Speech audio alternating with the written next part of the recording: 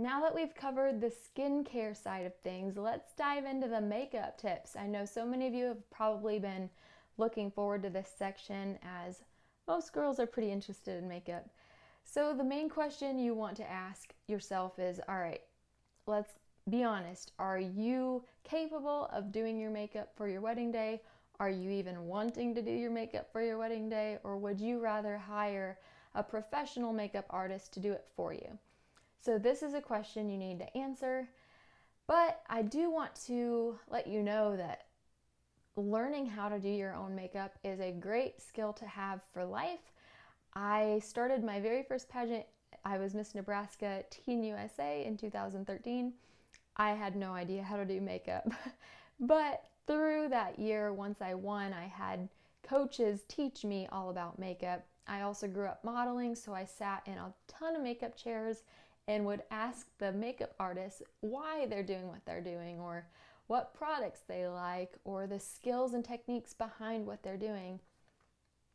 And also, when I won Miss Nebraska USA, I got even more training on makeup. So I actually did my own makeup for Miss USA, the Miss USA pageant, even though there was an option to have a professional makeup artist do my makeup for me at the Miss USA pageant. I had practiced and prepared and learned the art of makeup to the degree that I actually chose to do my own makeup. And why did I do that? I learned what I liked on my face for makeup. I learned that after sitting in many makeup artist chairs throughout the years, that makeup can truly change how a person looks. And you might be like, well, yeah, that's obvious, but the same person, if you do different techniques, you use different products, you can alter that person's entire look. And so when it came to the Miss USA pageant, I was like, well, I have trained extensively for this. My whole life I've dreamt of this. And I don't want to sit in a random makeup artist's chair and have them completely do my makeup in a way that I wouldn't like and I wouldn't have time to change before I go out on stage. So I kind of wanted that control. And same thing came down to for my wedding, is it's my wedding day. I get one wedding day and I want to look how I want to look, because I know the power and the influence that makeup has to alter how a person looks. So I wanted to do my own makeup for my wedding day. So like I said, it's a great skill to have, and practice makes perfect. It takes a lot of time to get good at it, but over the years I got faster at it. I learned better tricks. I learned what I liked on my face and what I didn't like. So be patient with yourself, and you can start practicing now. That way, by the time your wedding rolls around, you are a professional. So obviously my first tip for makeup is to wash your face. That way it's free of all oils. I don't like applying makeup to my face if it feels oily, because then you just feel disgusting and you feel grimy, or it's just not fun. So first, make sure you have a clean palette to work with, and then application steps. So starting first, I have used primers at different stages of my life. Lots of makeup artists like primers. It gives your skin just an even base, I would say is the best word for it. Next, I would recommend doing concealer. So I use concealer under my eyes. It helps make your face appear brighter in that area, and it makes you look cheery. It covers those bags under the eyes if you're tired. I also tend to use concealer down the bridge of my nose. You can also use concealer in the arch of your eyebrow. I have also seen makeup artists put concealer right here as a focal point for the forehead. Now, of course, you blend it all in really well so you don't see an obvious line anywhere. Blending is the key to all makeup tricks. You don't want harsh, stark lines anywhere. You want to blend everything together so it's cohesive. So first we started with primer. Second, we did concealer. Obviously use that concealer to cover any blemishes that you may have as well. That way it takes the redness away. Next, I have seen lots of contouring done. So it depends if you want to go this extreme or not. And it also depends on what type of foundation you're using. So I have seen cream-based, liquid-based foundations where people have multiple shades of foundation to create the contoured look. You may be wondering what contouring even is. So contouring can change the basic shape of your face aesthetically. So I've seen people do contouring on their cheekbones, and that really highlights and accentuates those cheekbones. You can contour your nose so that it appears skinnier. There are many ways to contour, but those are the main ones. I'm sure you can look up makeup tutorials on contouring. But for now, I'm just going with quick tips. So next would be foundation. Now I do want to back up a little bit. This is the order I like to do it, but there are some makeup artists that actually prefer and recommend that you do all of your eye makeup first. That way, if there's any fallout from the eyeshadow, that you can remove it before you do the rest of your face. For some reason, I just like to do my face first and then my eyes second. But if you're more like, well, yeah, if I'm doing like a smoky eye with black or brown, dark brown eyeshadow and it falls onto my high cheekbones, and you're like, I feel like that would really show up on my foundation, I wouldn't want to do it again, then do your eyes first and then you can remove it and go from there. So I'm just doing the order of what I do. So next I would do foundation. Now, people have different preferences of foundation. What do I mean by that? Some girls really like liquid foundation, others like more of the powder foundation, and I use both. So what are the pros and cons to both of those options? First of all, there's also airbrush foundation. I forgot to mention that. So what you do for liquid, that gets more of an overall thicker coverage. So that gives you the like flawless look almost. It can also give you like a dewy look where your skin looks really hydrated. For powder, powder gives you an all over even look as well, but it's not going to be as shiny. You won't look like your skin's hydrated. It's just going to be matte almost, but it's still really good coverage. And airbrush is different. Airbrush it's a spray, so makeup artists will like use a spray tool over your face so it's all even and it's not supposed to streak or run or fade, so that's pretty nice. But anyway, I will tell you what I do. So first I use a liquid foundation to get an even coverage, and then I use powder over the top because my skin tends to be fairly oily and I don't like oily looking makeup, so that's why I will put powder over the top. So it's kind of like double coverage is what I do. Obviously, you don't have to do that. But a definite foundation tip that you need to do is to spread it down your neck. I've seen so many brides, if they do their own makeup, they only stop at their jawline and they don't continue down their neck or even spread down their chest, and it's like a stark line. It's a stark difference, and it's like, oh, it's painful to look at, so don't do that. So no hard lines. Like I said, it's all about blending. So just like you're blending your makeup on your face, you want to blend it down your neck and even onto your collarbone and chest, depending on what style of dress you have. You want it to be progressive. And one other item that I want to mention is that about powders. So on top of the foundation, if you use a powder foundation, you can also use an additional powder. What do I mean? There are two different ideas I have for you. The first is called mineral rice powder. So this is a powder that actually soaks up oils. I like to use that, and I use Youngblood mineral rice powder, so it soaks up oils throughout the day so I don't get an oily look on my skin. Now, another thing you'll want to do is apply powder throughout your wedding day. So as your skin gets oily, that's normal. You'll want to reapply powder. That way your skin doesn't look oily in pictures. I do want to warn you that some powders appear white in pictures, so make sure you test it out.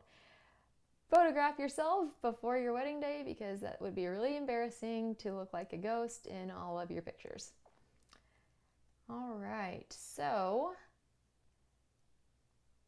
next I apply bronzer. So where do I apply bronzer? I put bronzer in between, or when you do a fish face, right there. So it highlights your cheekbones. I put it right below and kind of right on. I also use bronzer around my eyes right here. And sometimes I'll go on my jawline and I'll spread it down my neck. I will also sometimes use bronzer to highlight my collarbone. So make sure you blend that really well everywhere. And next I'll do blush. So I do blush right on this area of my cheek. Sometimes I'll dab it across the top of my cheekbone. I also heard a makeup artist tell me to put a little bit up here to give your forehead some color. Not a whole lot, but that is just something I heard as well. So after that, I fill in my eyebrows. That's one of my favorite makeup tricks that I learned. So I have that definition, that arch that I want. So as you get better filling them in, you'll get more comfortable and you'll get them more consistent. So find an eyebrow shape that works for you. Don't make it like super, super different from your natural eyebrow shape, but I love filling my eyebrows in. I will then do eyeliner. So I like to do a winged cat eye eyeliner that works well for my eye shape. It may not for you. You kind of have to experiment what looks good on your face. I remember one makeup artist trying to do like some weird downward cat eye, and I looked so bad with it that did not work for me. So find an eyeliner style that works for you. Maybe you don't like the cat eye and you just want basic. That's cool. So I do eyeliner first because I want it to get on my eyelid before I put eyeshadow on. Once I put the eyeshadow, then I'll go back over the eyeliner to make it more of a defined, definite look, you know. And there are different types of eyeliner. There are liquid eyeliners and there are pencil. I like pencil. I would recommend doing pencil first and then your eyeshadow. And if you'd rather have liquid eyeliner, then you already have the shape on your eyelid. So then you could go over your eyelid with liquid eyeliner, and that will make it darker, more defined. So obviously next would be the eyeshadow, and I use a blend of colors. So I like to use a dark brown palette, meaning that I'll use light tan or beige up here by the arch of my eyebrow. I then use like a glitter in the crease, the corner of my eye here close to my nose. Then I'll use a tan and a pink and mix them together for the lid of my eye. And then from there, I know this is a lot of information. From there, I will use my darker brown to go under my eye here. That way it makes my eye pop and gives it some definition. And then I use a darker brown for the crease of my eye. And you kind of make a V. So if I close my eyelid here, I go here and kind of line it right there. So hopefully this makes sense. There are plenty of makeup tutorials out there that you could find.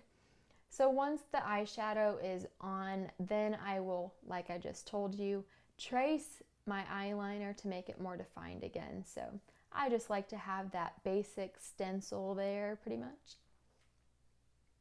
All right. So once you've got your eyeliner and eyeshadow done, then I add the mascara. Now, some people like to curl their eyelashes first. By all means, go ahead. And then add your mascara to the top and bottom lashes. From there, I like to do lip liner. So I will line my lips and then I'll fill it in with lipstick and then put a lip gloss on top if you want.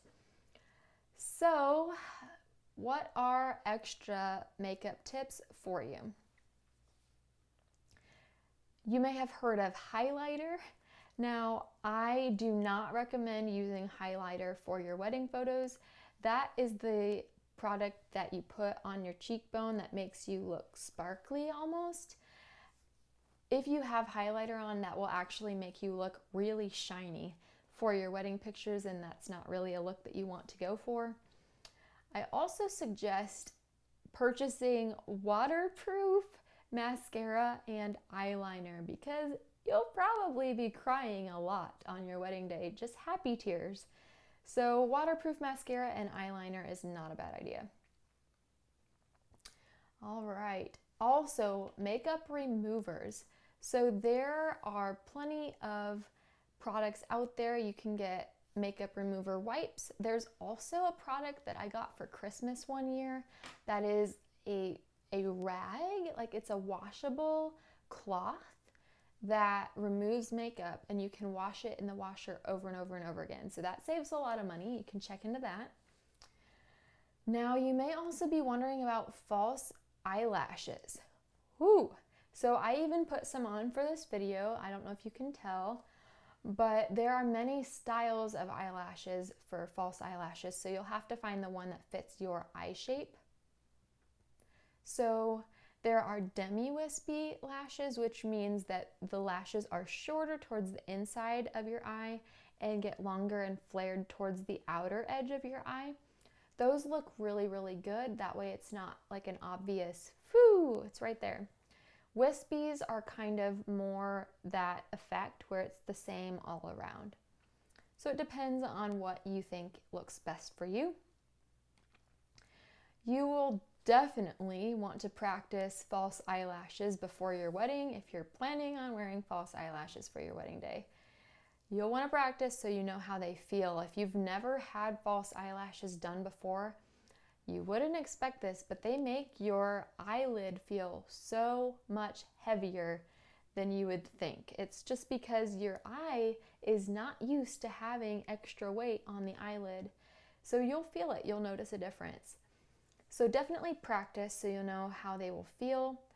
And you don't want your eyes to be super heavy or puffy for your wedding day. So just be aware of that. When you're going to put them on, a tip I have for you is to measure it against your eyelid before you put the glue on it. That way you know the exact positioning that you want to place it on your eyelid. You may even have to snip it and trim it to make it a little bit shorter to fit your eye. So measure it on your eyelid before you put the glue. And a tip I have for you with the glue is that there is actually false eyelash glue out there that dries black. And that works so slick because you want it to blend in with your eyeliner and your mascara. You don't want it to be like bold white glue because that's going to be really odd looking. Also, if you're not really a makeup type bride, don't feel obligated to cake on the makeup for your wedding day. You do want to look like yourself. And like I said, there are so many different styles for makeup artists. Some really cake on the makeup heavy. That's why it's important to find a makeup artist that you like, that you feel accentuates your beauty without absolutely changing how you look. So obviously that's why I wanted to do my own makeup so I could control how I looked for my wedding day. If you are having a makeup artist do your makeup for your wedding day, I highly suggest scheduling a test run with that makeup artist prior to your wedding. That way you know exactly how you're going to look on your wedding day. You can tell them that you like certain aspects of your makeup or you'd like to try something new the next time. You just want to have it down to a science so that the makeup artist knows what you're expecting as well, and that way you know that you'll be happy on your wedding day and you don't have to stress about hating your makeup on your wedding day and then not having an opportunity or enough time to be able to change it. So also, another tip on your actual wedding day, keep applying powder and keep applying lipstick. So throughout the day, apply powder on your forehead, your nose, and your chin. This is what's called the T-zone, and that's what accumulates oil throughout the day. So throughout your photos, you'll want to keep applying powder, and even throughout the dance, because as the photographer is getting candid photos, your face may appear really oily and shiny, and you don't want that.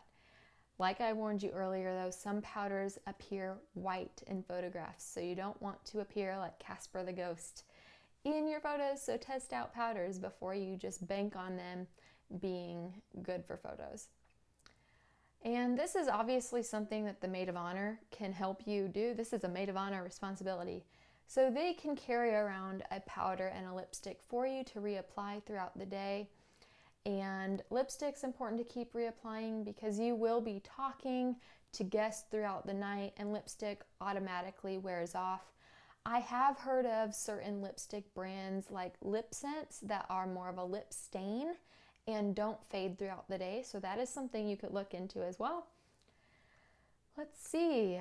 There is also an awesome product out there that is called long-lasting makeup spray.